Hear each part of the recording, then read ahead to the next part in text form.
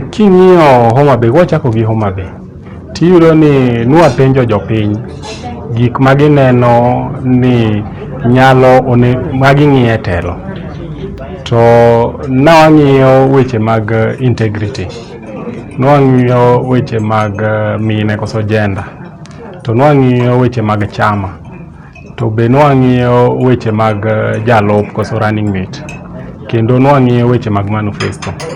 Ko king'iyo kaunti machalo Homa Bay, thoth ji nowacho ni ging'iyo manifesto, to jomoko ngi be nowacho ni ng'iyo moche mopogore opogore, to be nitie percentage manowacho ni gitimo ang'o, ging'iyo weche mag mine loch.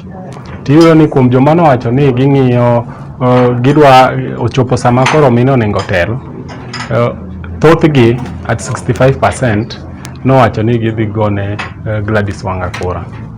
To mano be notimore Kilifi, iyudo ni kuma jopiny wacho ni mine oromo telo, to kuma nitie candidate ariyo madichuo gi mamiyo, to giyiero mamiyo. Yes.